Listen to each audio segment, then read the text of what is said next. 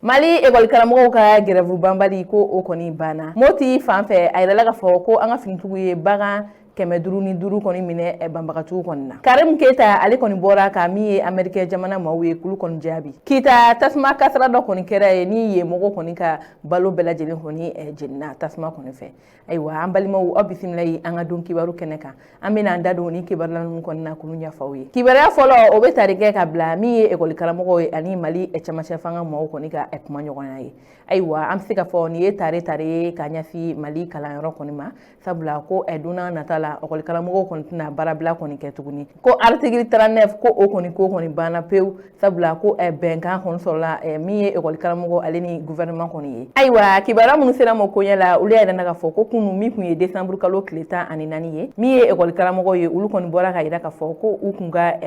baarabila sɛbɛn min kɔni kun bɛ yen nɔ ko o wulila ko ka sabu kɛ ko kumaɲɔgɔnya kɔni sɔrɔla olu ni gouvernement kɔni cɛ.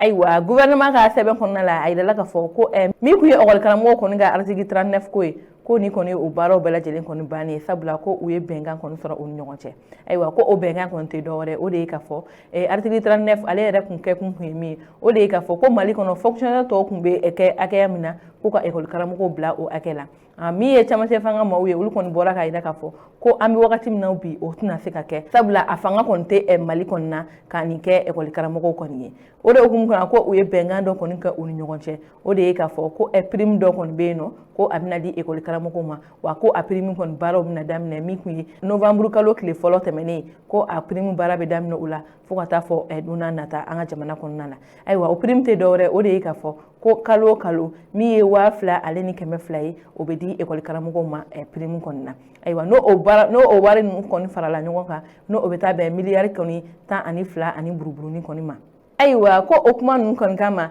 min yɛrɛ kɔni école karamɔgɔw kɔni ka hakɛ ɲini jɛkulu dɔ kɔni bɛ yen nɔ ni an b'a fɔ o ma CPESCO olu kɔni y'a yira ka fɔ ko olu kɔni jɛra ni nin kumakan ye nka ko wari hakɛya min fɔra o de ye ka fɔ 2000 ani 200 in ko o kɔni ka dɔgɔ olu kɔni ɲɛkɔrɔ ko hali bi olu kɔni b'u munumunu o ko la ka hakili jabɔ walasa ni dɔ bɛ se ka fara o kan mais nka min ye école karamɔgɔw ka hakɛ ɲini jɛkulu tɔw kɔni ye olu y'a yira ka fɔ ko olu kɔni bɛ gouvernement fo kosɛbɛ u ka nin waleya in na ko nin kɔni waleya ye waleya min na olu kɔni sɔnn'a ma olu bɛ fɛɛrɛ bɛɛ lajɛlen kɛ walasa kalan bɛ se ka kɛ a cogoya la cogoya min na o de ye ka fɔ ko min ye ka fɔ tuma caman grèveba ko nin y'o bannen ye pewu an ka jamana kɔnɔna na hakilila jiginna an b'a yira ka fɔ ko nin kumakan ninnu kɔni kɛra procès verbal de la ko bolonɔma bila la sɛbɛn kɔni kan fɔlɔ. Ayiwa o tɛmɛnen ka bɔ yen kibaruya wɛrɛ min b'an bolo ka da kulo kan o de ka fɔ Sufurulayi kan na ko an ka finitigiw ye bagan suyɛnlen dɔ minɛ banbagatuw kɔni na k'u di dugulamɔgɔw kɔni ma. Ayiwa kibaruya minnu sera ma koɲɛ la olu yɛrɛ na ka fɔ ko kari tɛmɛnen min kun ye décembre kalo tile 11 ye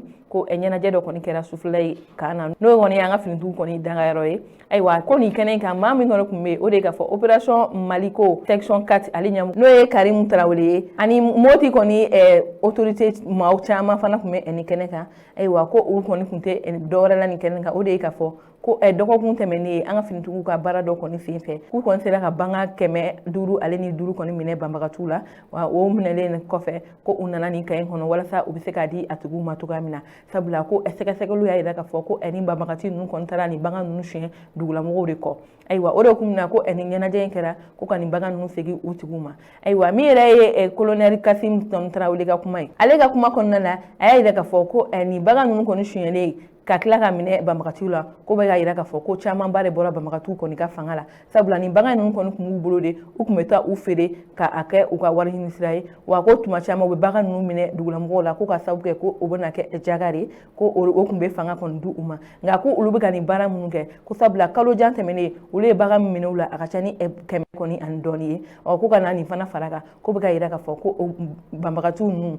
ko u kɔni bɛ ka bololafɛgɛya wa ko dɔ bɛ ka bɔ u ka fanga la ko o de kun ye olu ka laɲini ye wa ko olu bɛ baara bɛɛ lajɛlen kɛ walasa hali bi ni banbagatu ninnu bɛ se ka taga bɔ an ka jamana kɔnɔ cogoya min na. Ayiwa o tɛmɛnen ka bɔ yen kibaruya wɛrɛ min b'an bolo ka da kulo kan o de ka fɔ Karim Keita ale bɔra kunun min kun ye décembre kalo tile 14 ye ka Amérique jamana maaw kɔni jaabi ka sababu kɛ ko ɲangili min talen don ka ɲɛsin ale kɔni ma. Ayiwa kunun min kun ye décembre kalo tile 14 ye Karim ka bɔlɔlɔ siraw dɔ fɛ a bɔra ka sɛbɛn bɔ sɛbɛn kɔnɔna la a y'a yira ka fɔ ko kabini ale fanga kɔni bɔsira la fo bi ni ale taara sigi Abidjan jamana kan ko ale m'i da don kuma foyi la kɛrɛnkɛrɛnnenya la ale kuma da don Maliko kuma la walasa ale kana na kɔlɔlɔ lase Mali transition maaw ma o de kun na ale masumalen kɔni sigilen bɛ a ka Abidjan sigi la ko ale bɔra min yɛrɛ kalama ko de ye k'a fɔ ko Amérique jamana maaw kɔni ye sɛbɛn bɔ ko k'a yira k'a fɔ k'ale ɲangi don ko in y'ale tɔɔrɔ wa ale yɛrɛ dabali banna kosɛbɛ sabula ko ale bɛ se ka a sɛrɛntiya k'a yira k'a fɔ ko u bɛ ka kumakan mun ta k'o fɔ ale ye ko ale bɛ se k'a fɔ ko bɛɛ lajɛlen ye nkalon ye sabula ko maa mun ko ale ye maa fagala ye ani maa mun ko k'ale ye yuruguyurugu kɛ ko sɛbɛn foyi t'u bolo ko ka ɲɛsin ale kɔni ma wa ko ale kɔni bɛ min fɔ ko nin ye janfa ye ka siri ale kama ko ale yɛrɛ bɛ se k'a fɔ ko nin ye politiki ko ye ko Amérique jamana mɔgɔw kɔni bɛ fɛ ka nin ko in kɔni da ale kun ko nka ka ale bɛ yɔrɔ min na ko bi ko se kɔni t'a ale ye ko ale bɛ to Ala kɔ wa ko ale bɛ Ala deli Ala ka kiiri kɔni ɲuman tigɛ wa Ala ka nkalon min talen don ka d'ale la Ala ka tiɲɛ kɔni yira bɛɛ lajɛlen kɔni na ko ale bɛ se k'o dɔrɔn de fɔ ko nin ye Amérique jamana mɔgɔw kɔni ye bi kɔni se kɔni t'ale ye n'o u bɛ nin nkalonjugu ninnu kɔni ta ka da u la ko sabula ko a preuve foyi t'u bolo k'a yira k'a fɔ ko ale ye nin waleya ninnu kɔni kɛ ayiwa hakilina jiginna an b'a yira k'a fɔ ko juma tɛmɛnen de Amérique jamana mɔgɔw kɔni ye sɛbɛn bɔ k'a yira k'a fɔ ko Karimu ɲanginen don ko k'a sababu kɛ a ka yuruguyurugu ye ani ko journaliste dɔ tun bɛ an fɛ yan nɔ Mali la n'o ye Birama Ture ye ko a sen bɔ u ka fagali kɔni na ayiwa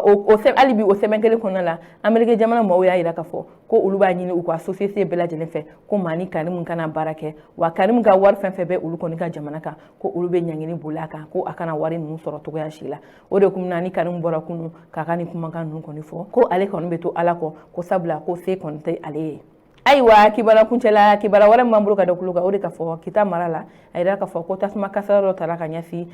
dumuni marayɔrɔ dɔ kɔni na ayiwa kibara minnu sera ma kɔɲɔ la olu yɛrɛ k'a fɔ ko min kun ye tɛnɛnjan tɛmɛnen n'o kun ye décembre kalo tile 5 ye ko Kita buguda dɔ kɔni bɛ yen nɔ ni a bɛ sagabali kɔni seregili la ko tasuma kasara dɔ kɔni sera yen mɔgɔw kɔni ma k'u ka balo malalen fɛn fɛn kun bɛ yen k'u tila bɛɛ kɔni jeni ani moto fila fana kɔni kun bɛ yen k'o jenina ayiwa yen dugutigi yɛrɛ ka kuma la a y'a yɛrɛ k'a fɔ ko balo minnu ma tigɛ fɔlɔ n'a bɔra olu kɔni na olu y'u ka balo fɛn fɛn tigɛ k'a bila marayɔrɔ kɔni na ko tasuma y'a bɛɛ jeni dɔw yɛrɛ ko balo marayɔrɔ ninnu kun bɛ so minnu kɔnɔ ko o bɛ taa so 80 kɔ kɔni na ko tasuma y'a bɛɛ kɔni jeni ani moto fila wa ko minɛn caman kɔni fana tiɲɛna o kɔni hukumu na nka ko maa kɔni ni ma to a la hali bi nin yɔrɔ kelen kɔni na a yirala k'a fɔ ko min kun ye dimanche tɛmɛnen ko tasuma y'a bɛɛ lajɛlen kɔni jeni wa ko maa yɛrɛ kɔni t'a dɔn ni tasuma in kɔni bɔra yɔrɔ min wa min kɛra sababu ye ka tasuma don ni yɔrɔ kɔfɔlɔ in na hali bi ni bugula kelen in na a yirala k'a fɔ ko kari tɛmɛnen min kun ye décembre kalo tile 11 ye ko sanba dɔ kɔni nana dugu tila fɛ ko ka tiɲɛni fana kɛ yen tuguni yen mɔgɔw kɔni y'a yira k'a fɔ ko olu kɔnɔ gannen don ni waleya mun bɛ ka ta ka ɲɛsin olu kɔni ka dugu ma ko olu kɔni t'a dɔn nin kɔni ye min ye nka olu kɔni sigilen don olu bɛ Ala kɔ ayiwa an balimaw ni kɔni kun ye an ka bi don kibaru ye ka da kulo kan aw ni ce aw ka kulumajɔ la aw k'an bɛn an ka don kibaru wɛrɛ kɛnɛ kan